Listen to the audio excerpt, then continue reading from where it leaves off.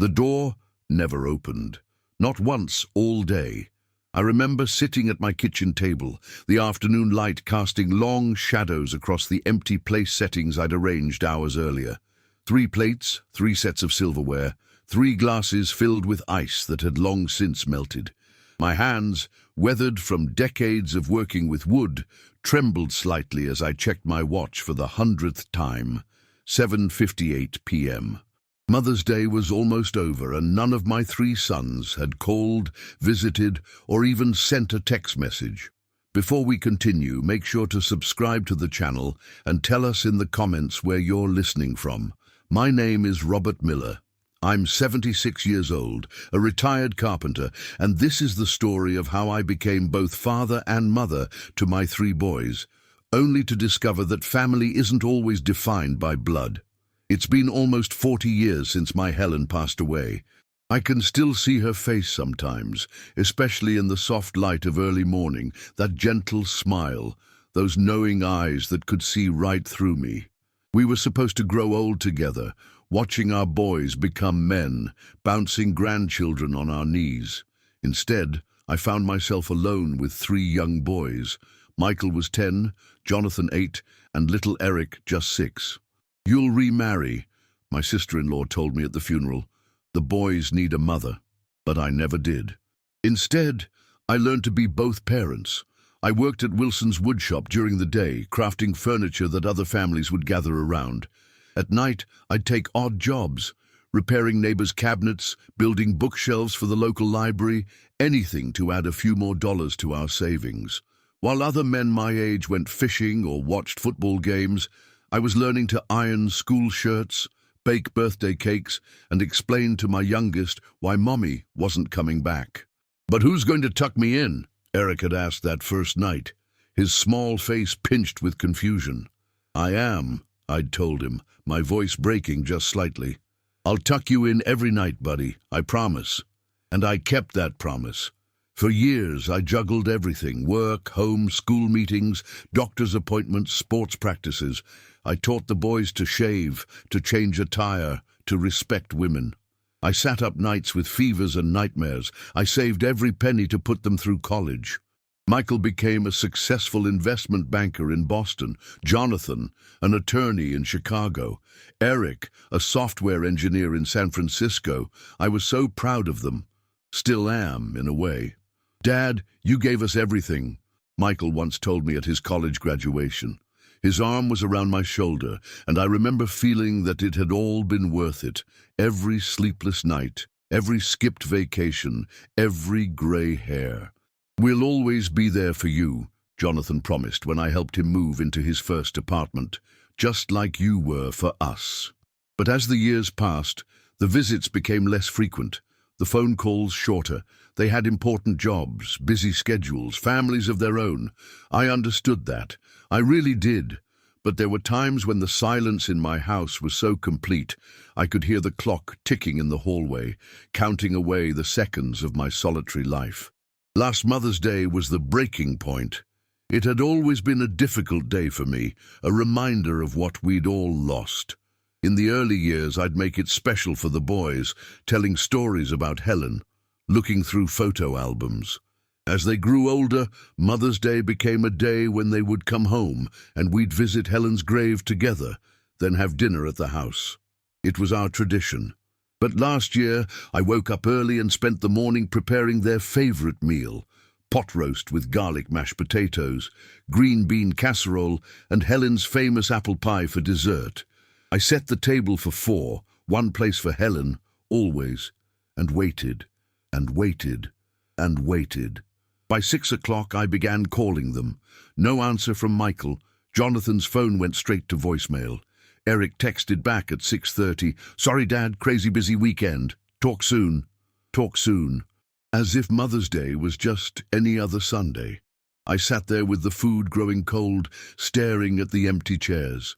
All those years of sacrifice, of putting them first, of being everything they needed, and they couldn't spare one day, one phone call for the man who had given them his life. They forgot. I whispered to the silent room, to Helen's empty chair. My voice sounded strange in the quiet house. They forgot about me. Something shifted inside me then. A lifetime of understanding, of making excuses, of accepting less than I deserved. It all crystallized into a cold clarity. I stood up slowly, gathered the untouched plates, and scraped their contents into the trash. Then I washed each dish methodically, dried them, and put them away. If they can forget me, I said to myself, then I can forget them too. The next morning I called Thomas Garcia, my attorney, and one of the few friends I'd managed to keep over the years. I need to change my will, I told him. Can I come in today? Thomas didn't ask questions over the phone. He'd known me long enough to understand that I wasn't a man who made impulsive decisions. When I arrived at his office, his expression was concerned but professional. Robert, it's been 5 years since we last updated your estate planning? I nodded, lowering myself into the chair across from his desk. My knees weren't what they used to be. That's right. When Eric got married, I wanted to include his wife in the inheritance. Thomas nodded, pulling out my file. And now, I took a deep breath. I want to remove all 3 of my sons as beneficiaries. Completely. Thomas's pen paused mid-air. That's significant, Robert. May I ask why? I didn't cry. I was past tears by then. Past tears. I simply told him about Mother's Day, about the years of growing distance, about how they took my support when they needed it, but couldn't give me even the small courtesy of remembering the one day that had meant so much to all of us. When I finished, Thomas was quiet for a long moment. I understand, he said finally. But Robert, this is your life's work we're talking about. Your homes, your savings, your workshop, everything you've built. Are you certain you want to disinherit your children entirely? They're not children anymore, Thomas. They're grown men who've made their choices. I leaned forward. And yes, I'm certain. Then who do you want as your beneficiary? I smiled for the first time that day. Have you ever met James Wilson? James had come into my life 6 months earlier. I'd been at Peterson's Hardware looking for a specific Japanese hand plane when I noticed a young man struggling to decide between 2 sets of chisels. The maple handles will feel better after a long day of work, I'd told him, unable to resist offering advice. Walnut looks prettier, but maple's kinder to your hands. He'd thanked me with genuine gratitude, and somehow we'd ended up talking tools for nearly an hour. James was 25, worked as a mechanic's assistant, and dreamed of studying engineering. He'd lost both parents in a car accident when he was 12 and had been raised by his grandmother, who had passed away the previous year. I'm on my own now, he'd told me with a shrug that tried to hide his loneliness. But I'm figuring it out. Something about his quiet determination reminded me of myself at that age. Before I knew it, I'd invited him to see my workshop, and a friendship had been born. Over the months, James would stop by on weekends. I taught him how to use my lathe, how to recognize quality wood, how to let the grain guide your hands. He was a natural, hungry to learn, respectful of the craft. When he mentioned his dream of engineering school, I'd offered him a small loan for his first semester's tuition. I'll pay you back every cent, mister. Miller, he'd promised, his eyes bright with determination. I know you will, son, I'd replied, the word slipping out before I could catch it. James hadn't seemed to mind. Every month since, he'd brought me an envelope with cash inside, never missing a payment, often including a small jar of his homemade jam or a loaf of bread as a thank you. And on Mother's Day, while my own sons forgot my existence, James had appeared at my door with a simple cake and a card. I know today must be hard for you, he'd said, awkward but sincere. My grandma always said that grief doesn't go away, it just changes shape. Thought you might like some company. I'd invited him in, grateful for his presence, though I didn't tell him I'd been expecting my sons. We sat drinking coffee, eating cake, and talking about a bookcase he was building. When he left, he'd hugged me, a quick, almost embarrassed embrace. Thanks for everything, Mr. Miller, he'd said. You're the closest thing to family I've got these days. Now, sitting in Thomas's office, I explained about James. He reminds me of myself at that age, I said. Hard-working, honest, grateful for every opportunity. And he shows up, Thomas. He remembers what matters. Thomas nodded slowly. So you want to leave everything to James? My main house and my workshop, yes. The tools especially. He'll use them, appreciate them. My savings, I want to go to a foundation for young people without families who want to study engineering or trades. James can help administer it. And your sons. I felt a twinge then, not regret exactly, but acknowledgement of what I was doing. They'll get a letter, nothing else. Over the next hour, Thomas and I drafted the new will. I was specific about everything.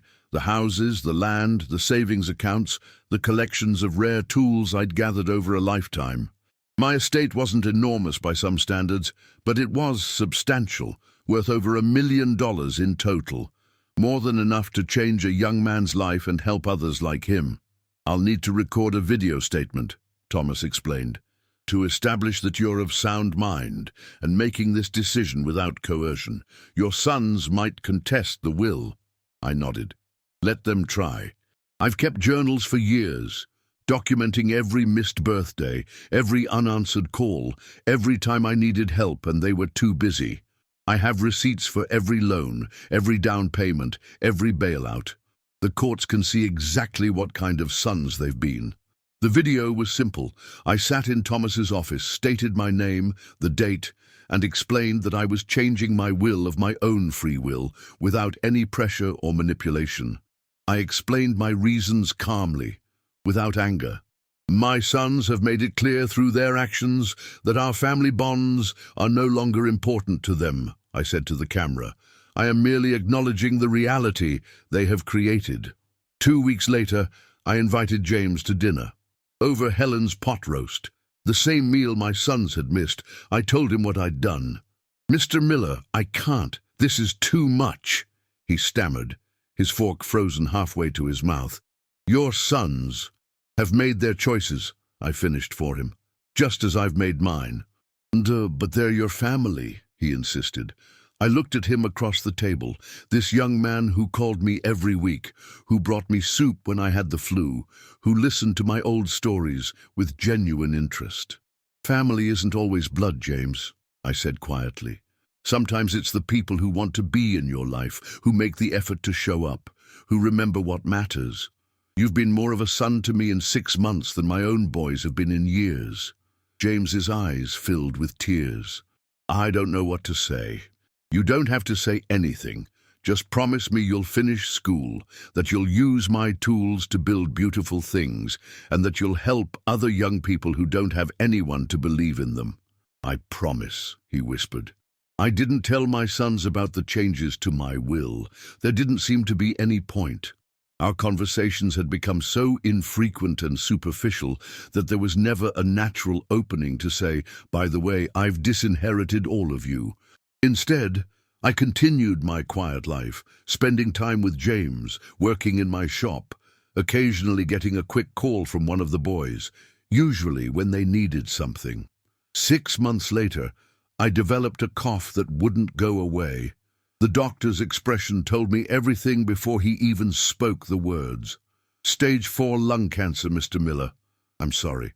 I didn't call my sons right away. Instead, I focused on getting my affairs in order, on spending what time I had left doing what I loved. James drove me to my appointments, stayed with me during the worst days of treatment, learned to cook Helen's recipes so I could eat the foods that comforted me. It was James who finally insisted I tell my sons. They deserve to know, Mr. Miller, he said gently. Whatever's happened between you, they should have the chance to say goodbye.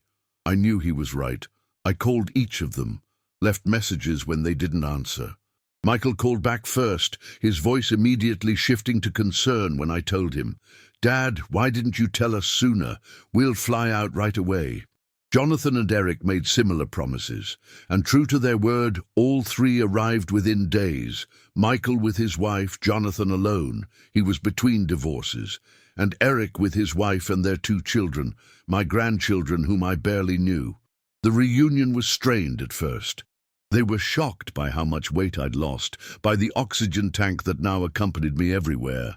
They were even more shocked by James, who moved comfortably through my home, knowing where everything was kept, clearly familiar with my routines and needs.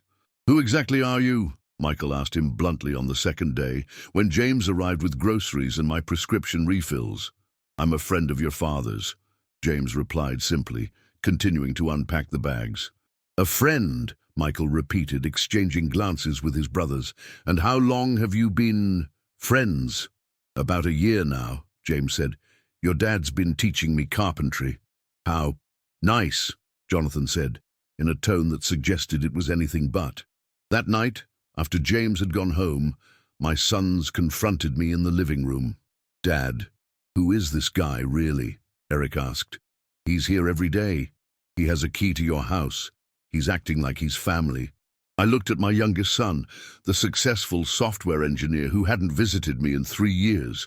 "James is someone who cares about me," I said simply. "He shows up. He remembers what matters." "What's that supposed to mean?" Michael demanded. I was tired. The cancer treatments took everything out of me, but some conversations can't be postponed. "It means that James was here on Mother's Day when all 3 of you forgot. It means he calls me every week just to talk, not because he needs money for a down payment or help with legal bills or a loan for a startup. It means he knows I take my coffee with 1 sugar, that Thursday is my physical therapy day, that your mother's apple pie recipe uses lard in the crust, not butter." My sons stared at me, a mixture of guilt and defensiveness on their faces. "Dad, we've been busy," Jonathan began. "Our careers." "I was busy too," I interrupted, my voice suddenly strong. "I was busy raising 3 boys alone, working 2 jobs, making sure you had everything you needed. I was busy showing up for every game, every graduation, every moment that mattered. I was busy being your father." The silence that followed was deafening. "We didn't know you felt this way," Eric said finally. "You never asked," I replied. Over the next few days, there were tears, recriminations, apologies. My sons tried in their way to make amends. They took turns driving me to appointments. They cooked meals badly. They showed me pictures of their lives, their children, their homes. They promised things would be different, but I'd heard promises before. "Dad," Michael said on their last day, sitting beside my bed while I rested, "we're going to do better. We'll call more, visit more. You'll see." I smiled at him, taking his hand. I'd like that. What I didn't say was that it was too late to change what I'd already done.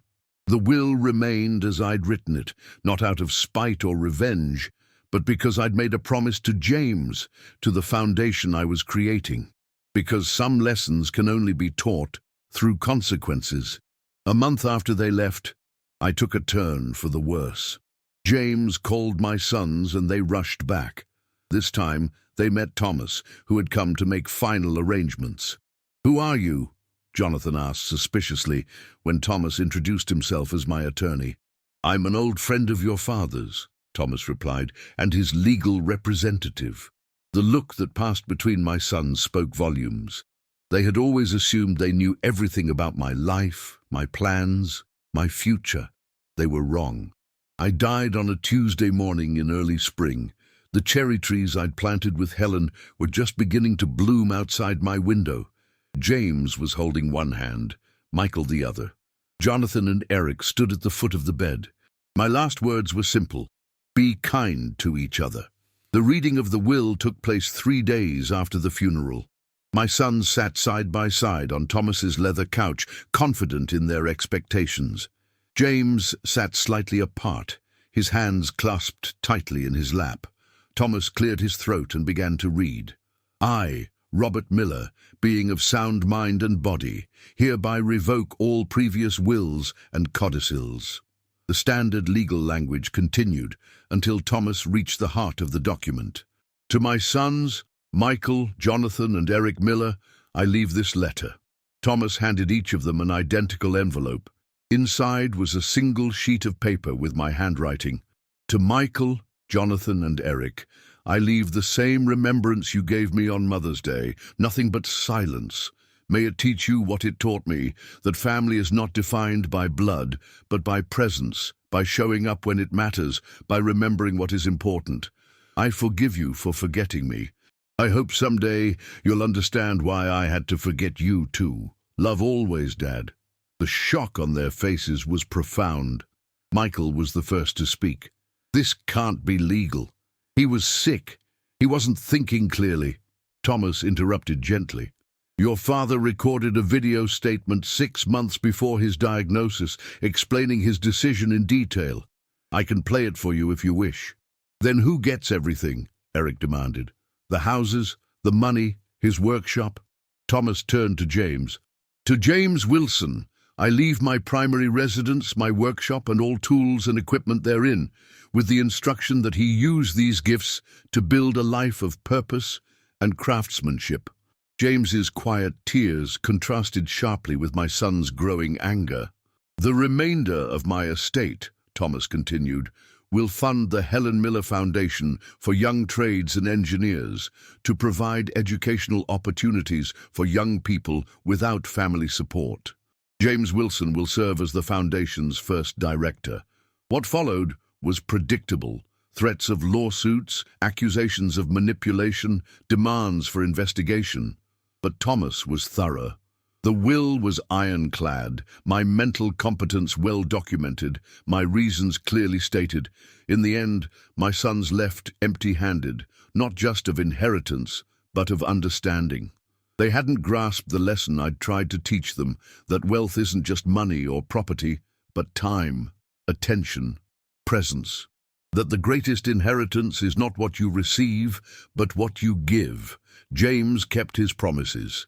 He finished his engineering degree. He maintained my workshop, eventually turning it into a training center for at-risk youth. The Helen Miller Foundation has helped dozens of young people find their way in trades and engineering fields. Sometimes I think about my sons. I wonder if they ever understood. I wonder if they learned to show up for the people they love, to remember what matters. I hope they did. Despite everything, I loved them until the end. But I don't regret my decision, because sometimes the greatest act of love is teaching a hard lesson. Sometimes forgetting is the only way to be remembered, and sometimes family is found in the most unexpected places, like a hardware store on a random Tuesday when a young man asks for advice about chisels and an old carpenter finds the son he thought he'd lost. If you enjoyed this story, please like the video, subscribe to the channel, and share your thoughts in the comments. To hear the next story, just click on the box on the screen. Thank you so much for listening.